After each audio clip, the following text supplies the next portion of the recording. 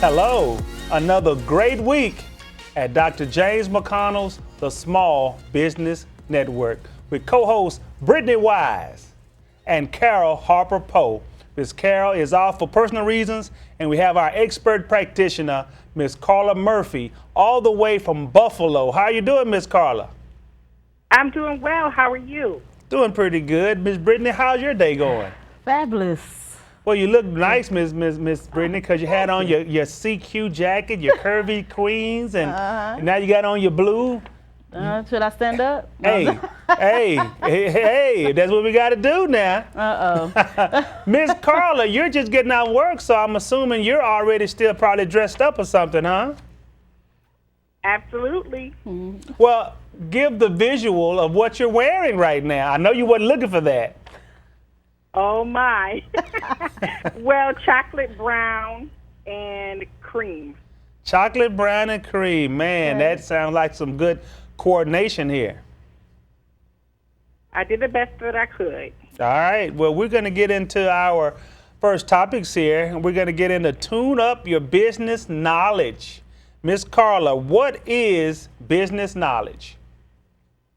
Thank you for asking, Dr. James. And business knowledge is a business owner's extensive reservoir of understanding on customers' needs and their preferences. It also includes their business environments and the dynamics of that, their staff skills, experiences, potentials, and basically the overall business direction that is foreseeable. I love it. I love it. So what are some ways to gain business knowledge? There are so many ways that people gain knowledge, understanding that people learn differently. However, I believe that reading books can help to increase business knowledge, listening to podcasts, business news, business events can help you to gain more knowledge. Also enrolling in online courses or in-class courses, seeking out mentors, watching videos, and then practicing all of the different techniques and fundamentals that you learned. I love that. And to kind of touch on that, Ms. Brittany, business knowledge, to gaining business knowledge, I love that topic because, you know, I love to read, watch videos, listen to audio books, things to just, you know, anything about business that can sharpen you or sharpen your craft. I would love to kind of do more of that. So tell me, what do you think of that? Ooh, child, I love business. Everything about business, really. I've done everything from go to seminars and, you know, workshops, listening to those who are where I want to be. Right. I listen to them speak, and they talk about their expertise and, you know, whatever business that it is that they do. A lot of times, what people don't realize is business, regardless of the industry, there are certain skills that you need as a business owner, right, and certain knowledge that you need that kind of goes into any type of business. But then once you get into the business, then you can elaborate more in that industry. Right. But there are a certain set of skills that you as an individual will need to possess just as a business owner. I love it. I love it. So, Ms. Carla, this is Business Ideas for Youngpreneur. What are some business ideas for youngpreneurs? Well, Dr. James, we know that the youngpreneurs are near and dear to my heart, and they have so many different skills that they can utilize, even being young, from the ages of about 6 up to 25. So I believe that home-based or easily accessible businesses are great for youngpreneurs. Businesses that have flexible hours as well as low financial investment. So some examples of those are being academic tutors or car washes, having car washes, providing child care, even walking dogs for people, caring for pets, caring for lawns, doing some chores and house cleaning. There's so many other things, becoming a musician and art teacher, making handmade crafts, teaching technology, being a blogger and influencer. There are so many more things, but all of those different areas that I mentioned can be done with low investment and have lots of flexibility. Awesome, awesome. How to become a youngpreneur? being a creative thinker, having good problem-solving abilities, having the ability to correct mistakes and learn, being a risk taker, and setting goals. Those are all important factors. Awesome, awesome. So I want to get into this other topic called family business success. What are some keys to having family business success? One of the major keys is setting some boundaries, establishing clear and regular methods of communication, dividing roles, duties, and responsibilities, and then treating a business like a business. We have to recognize the importance of family ownership, and it's good to put business relationships into writing so that everyone knows the expectations. One thing that we should avoid is providing sympathy jobs for family members or friends just because they don't have anything else to do or they don't have anywhere else that they have applied to get hired. We shouldn't just necessarily take on that role.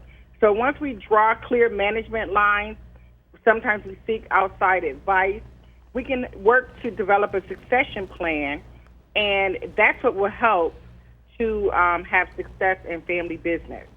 So what type of unique advantages do family businesses offer? It helps families to identify perspective, develop one's style, personality, habits, and attitudes, helps to create more experiences that are memorable, affords opportunities for creativity, allows one to set goals, start hobbies, and nurture one's passion for business. I love it. So, Miss Brittany, as far as family business, tell me, what do you think about that? Now, when I think family business, I think of a business that everybody in the family has a part of doing. Right. So it has its pros and cons. Right. The pros are, we all know each other. Right. So we know each other's gifts already. Absolutely. So we can utilize and, cultivate those gifts. But the downside to it is we all know each other. Right, the same. right. It can be the same thing. You know each other, and you get on each other's nerves, and you don't have that level of facade or Right. that presentation to where it's like, you want to present one way, your business one way, or your brand one way to somebody who's an outsider, so to speak. Right. So you act a certain way, you present, you carry yourself a certain way. But when everybody in the is in the business, they all family. Absolutely. You kind of you get lackadaisical a little bit, and Right. that could be harmful to your business, especially for somebody who may be coming in, Right. who is an outsider, and it's like, what kind of chaos y'all got going on, Right. And Absolutely. it's like, well, let's still present we're a family business and we're a family unit, but we're also a business. So let's make sure we present as a business. So it's a thin line that, sometimes the leadership is not looked at like your dad Right. to your kids. Right. And sometimes you're their manager as well, like you're your Right. daughter's manager. Right. So at times you have to keep that fine line between Right. your dad, yes. Right. So she probably look at you a certain way, but she still needs to listen to you as the manager. Absolutely. And it's kind of hard to keep that, that dance or that, Right. that silver lining when you have a family business. So Absolutely. I love it it. ain't for everybody. It ain't for everybody. We want to move into being thankful, right? Okay. All right. So, Dr. James, why are you thankful? Well, I'm thankful because God, He allows me and allows us to be able to, for one, be healthy right now. Allow us to be able to have a business, to be able to enjoy our business, to be able to grow in our business, to be able to do the things that makes us happy. Right. Your case, the dance team, right? That's one of your main things that make you happy. Yeah. And that's the key. It makes you happy. Yeah. And so if it makes you happy, then it's all good. You're Absolutely. successful because that's the thing that you do that makes you happy. Right. And so that's one of the reasons why I'm thankful, because He allows me to be able to do the things that I want to do to be happy. Nice. Okay. So is being thankful important? Absolutely, because if you're not thankful, then you're always griping or you're always feeling like this and that, complaining about this or that. you need to be thankful and feel it and show it and think about it every day, because then you'll be so happy about what you've already been given. Thanks for the blessing. There's more to come if you can focus on helping other people as well. Yeah. I 100% agree with that. I mean, I write a gratitude list every morning, along with my prayer and meditation. I try to do it every morning because it puts me in a spirit of thankfulness. Right. You know, it's hard to be, you know, like you said, frustrated or complain, or, you know, it's hard to have that in a spirit of gratitude. Right. Because it's just like, okay, I'm thankful for where I'm at. I know I'm not staying here in this position, and I'm looking forward to more and abundance, but where I'm at, I can be thankful for it. I love it. I love it. Yeah, being thankful is extremely important, especially now. There's so much going on. Absolutely. It's like, Lord, thank you for another day above ground. That's right. It's a good day. Absolutely. Regardless of what comes out of it, you know. That's right. Absolutely. So how about the vehicle of life? Okay. What is walking through life? So I like to equate that with some terminology, you know, that I did one time in an interview, where you equate walking through life with almost the vehicle on what you want to use to make money. Okay. Right. So let's say making money wise, if you're gonna go to Houston, right? If someone's gonna walk there, how long is it gonna take to get there? Days, right? Right. So if you want to ride a bike to Houston, then instead of days, it may take a day or two. And if you fly an airplane, you're talking about 30 minutes to an hour. Right. So the vehicle is what you want to take. What vehicle do you want to take to make money? To make it to $100,000, people can make $25,000 a year, and it take them 4 years to reach that. Right. Sometimes people can take them 2 years to reach that. Some people 1 year. Some people 1 month, 1 day, 1 hour. Right. It all depends. Absolutely. So, what is riding a bike or flying through life? So, I guess it goes back a little bit to kind of what I just said. I think riding a bike or flying are the best two things as it pertains to business or money. The walking part of it means that your money is very slow. Riding a bike, your money is medium, is going pretty good. And then flying, obviously, you're making great money. Okay. So that's what I equate that to, being able to ride a bike or fly through life. You want to be able to gradually get to the 100,000 a year, or get to 100,000 in a minute. So it all depends on you. In a minute? But hold on, what vehicle is that? Normally that's trading with the stock market. Yeah, okay. Yeah. Look, I need to know what vehicle that is. I know, right? All right, so I mentioned meditation. Tell everybody, how do you meditate? Okay. Now first, meditation. Okay, sometimes I get the kids outside with me. I like to sit outside. Okay. I got to sit in the shade. I can't have sun all into my face now. Yeah, you can't mess with the pretty face. Can't do that. So I'll sit in a shady area, and I first close my eyes, and I will listen for about 5 minutes to everything. And when you really listen, you'll be amazed. You hear cars, of course, you hear dogs barking, you hear the wind, you hear birds in the trees. And then I open my eyes and I'll keep everything business out of my head. I try to focus on nature, right? And that's how I meditate. Okay. So what's the purpose of meditation? The purpose of meditation is to be able to get a peaceful mind frame, a peaceful mindset, to be able to refresh. Is really what it's about, to refresh your mind so you can get back on business, to be able to focus on what you're trying to do, whether it's business or whether it's dance or whether it's a show, whatever. You don't want to get burned out by just always thinking about one thing. Right. So it kind of helps your mind reset, if you will. Miss Carla, are you here? I'm here. We'd like to ask you, how do you meditate? What is your meditation practice? Well, when I meditate, I like to have silence, and I like to read my Bible and just think and focus on some scriptures that are encouraging to me. And that helps me to be able to focus and to be able to hear clearly what God would have for me to do. I love it. Nice. Great. How sweet it is. How sweet. How sweet it is. We want to get into branding now. Okay. The very important branding. Miss Brittany, how is branding important? Well, as far as business goes, branding is your business. Right. Basically, how you present to other people. Right. So the difference between McDonald's and Wendy's. They seem like the same company, right? But their brand is very different. Absolutely. So branding is very important, especially in aspects of business. Absolutely. And I touche that branding, oh my goodness, doing this show is a part of branding. Right. Right? No matter what business are you in, I don't care if you were, like you said, selling a Wendy's burger or let's say a Brittany's burger. Okay. How you like that? A Brittany's burger. And so he always throw me off. If we got a Brittany's burger. So just because you're on this show, sometimes it brings more credibility to that burger. You're going to sell it because people want to eat. Right. But then when they have options, the burger, Brittany's burger,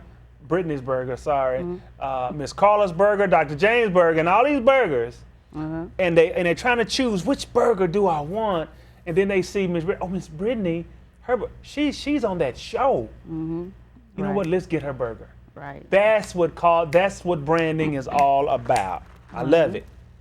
Absolutely. It even goes as far as I think of Rolls-Royce.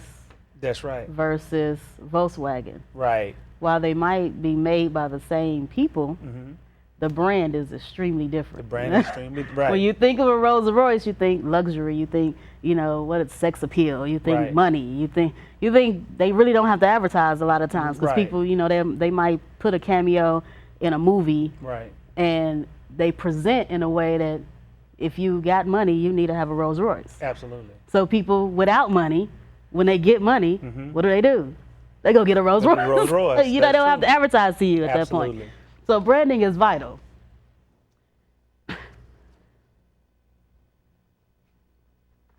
So how do you determine your brand and your image, Ms. Brittany?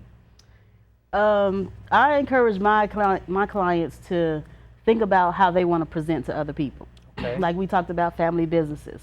If you want to present that your business is family oriented, you see like the Whataburger signs, you see family owned since 1950, whatever. Right. That's a way that they brand that, okay, yes, we're a local company, we're Texas based, and we're family owned. Right. Same thing with Bluebell, it's also a family owned business. And that is a form of branding for them. Right. Versus, if like we talked about Rolls-Royce, if you want to present as a luxurious company, then everything, your product is not going to go on sale. What is that, Gucci or Juicy Couture or one of the high-end fashion companies, they never go on sale. Right. But they present in a brand that this is my image, we're only for the luxury of the luxury. If you don't have the money, there's no such thing as, affordable luxury. Right. That's not a word in their vocabulary. Like broke people use the term affordable luxury. Right. So it's just like, that's how you determine your brand. So you have to sit and determine, how do I want to present myself? So in terms of the dance team that I'm on, we're the Curvy Queens of Dallas. Right. But there are other curvy teams, but you might see them performing at a strip club or, we're not going to do that because that's not cohesive to our brand and what we present. Gotcha. So you want to be mindful that, all work is not good work because if you present your brand in a certain way, then that may not be good for your business and the brand that you're trying to create. So how do you determine your brand? You sit down and you figure out, what is it that I want to present to the masses, and then you go from there on how to, that makes a difference in having just choosing a layout. Right. You want your layout to be bold because your company is bold and, creative, or you want your logo to be elegant and, all that plays a part in branding. Well, I have a quick question. You have a documentary coming out, and I know my daughter Garcia Parra did the theme song for the documentary. And what's the name of the documentary, and do you have any idea of when it's coming out for the viewers? Okay, so our documentary is Not Your Average Size Dancer. It comes out later this month. We're in February. It'll come out later in February. Miss Garcia Parra did grace us with our intro music. And she did an awesome job, so we're excited about it. We're pretty much just highlighting the process of being a plus-size dancer in the industry. I love it. Most of the time, plus-size dancers are overlooked because we don't look like the average dancer. You know, Right. dancers tend to have a certain look, Right. but we're trying to change that stereotype. I love it. I love it. Okay. How sweet it is. How sweet it is. So let's talk about leadership. Let's talk about leadership as a gift. Okay. So, Miss Brittany, is leadership a gift? Yeah, so it can be a gift, and it can also be developed. Okay. But most of the time, yeah, it's a gift, especially biblically. Right. It talks about the gift of administration. Okay. That's the gift of leadership. I love it. Okay. Are there natural born leaders or can we become leaders? Yeah, both actually. For people like you and I think it's just kind of something that's innate. It comes naturally. We do it very easily. You know, the gift of, we kind of just have that spirit of you just go and get it done. Right. And some people will go, like I have people that will say, well, how do you do such and such? Right. And in my mind, it's like, you just do it. Just do it's it, like, right. just get it done. Right. But we have the gift of leadership to where Right. I don't need extra motivation. I don't need anybody else to tell me what to do. If Right. I have an idea, I can just go get it done. Love That's it. the natural born leaders. I love that it. you know, as kids, like my brother just passed away when he Right. was 6, 7, 8 years old playing street football. He Right. would draw plays in the dirt. Really? So he had a natural gift of Right. leadership in football. Got you. But not everybody has that, but you can Right. still become a leader Absolutely. with grooming. And if you're an expert at something, Right. you know what you're doing in this realm. Okay, you the leader, let's go. Right. I love it. Okay. Miss Carla, we'd love to get your opinion on that. Are there natural born leaders or can we become leaders? I believe that some leaders are natural born, but I also believe that with work, perseverance, people can be developed into leaders. However, I feel as though people who are naturally born leaders and who polish their skills become the best leaders. Okay. Nice. Great. Nice. So we want to get into funding sources. Miss Brittany, how do I find money for my business? Now you know the answer to this, but so how do we find money for our businesses, Dr. James? I'm gonna flip it around on you. Well, there's a lot of ways. there's grants, there's Uh-huh. loans. Yep. There's legacy services. Tell us. So yeah, consulting businesses Consulting will businesses. absolutely help you find business money for your business. Right. I always try to encourage my clients, don't focus so much on how to find the money, because it usually finds you. Right. A lot of people don't realize this money sitting in a vault Right. waiting for you to start your company Right. and do what you need to do. And like for example, the city of Dallas, they have to spend $5 billion with a B in 5 years Okay. with locally owned businesses. Okay. 40% of that money is set aside for minority-owned businesses. Really? Yes. Okay. So it's money waiting for you if you just do what you need to do, put your paperwork in order, which is what I teach in my consulting business, how to set up all your paperwork, get minority-owned certified, things of that nature. And then the money is there for you a lot of times. And it's 40% of minority businesses? Yeah, 40% of that money is set aside for minority-owned. And the total amount of this money is how much again? $5 billion with a B. So 40% is about 2 Yeah. point something Look, billion. so his how do I mind is- get me a billion? Exactly. I'm minority owned. Exactly. So there you go. So a lot of Who times. do I talk to, Miss Brittany? Come Talk on to now. me. You talk to me. Legacy All right. Services. Woo. 214-774-7503. I love it. But that's just one city, Right. mind right. you. So it's money out there.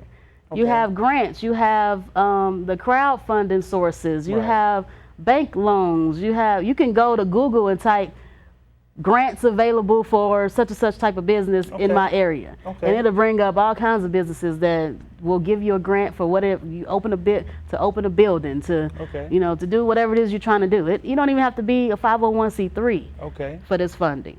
That's great. That's great. So what types of funding sources are available? Like I mentioned, there are banks, there are contracts with the city, there are contracts with other businesses. A lot of times the school district will, I have a friend that does engraving. She makes trophies and plaques, and she has a contract with the city of the school district, Dallas ISD School District, and she makes all of their trophies and everything when they have their awards shows. And so it's different funding sources, Right. like I mentioned, crowd funding, banks, government, government-related entities such as like sam.gov. You can go to Right. sam.gov and find out about contracts, or there's a lot of funding sources. So it's just a matter of doing your legwork. I believe being out there in Buffalo, New York, over there with all the bright lights. You know the song I was singing, Miss Carla, a few days ago? New York, things are On made Broadway. of, nothing you can't do. This is not a singing show, guys. I'm just trying to get to the point. Miss Carla, tell us about a funding source out there. Funding sources out here in Buffalo, we still have some of the same ones that Miss Brittany mentioned. I also wanted to mention partnerships. Absolutely. And so I know that that's definitely important in terms of securing grant funding. So I say that we have the same sources. I love it. I love it. Well, man, listen, this show has been outstanding. We are getting toward the end of our show, and we are looking forward to having another one of these. Now, listen, to get in touch with Miss Brittany, you would call 214-774-7503. And you'd go to the website legacyservices.com. And to call Miss Carla Murphy about business development and more, you would call what, Miss Carla? 716-553-3109. And if they wanted to email you, they would email you at Carla Murphy, uniquelydifferent@gmail.com. Awesome. And obviously, if you wanted to get on our NBC's list and be able to focus on your business, getting more leads and profits, all that good stuff, you would call me at 469-765-5327 and go to my website, services@atmbc.com. That's services@atmbc.com. And we'll be waiting for you. Operators, we'll be waiting. Thank you guys for coming to this show. And hey, it's over. Hey, we'll see you guys next week. Same time, same channel. You guys, I know you need to go ahead and get to your car. It's in the evening time. You're trying to go home. Thank you for staying with us. And God bless everyone. Be blessed. Thank you.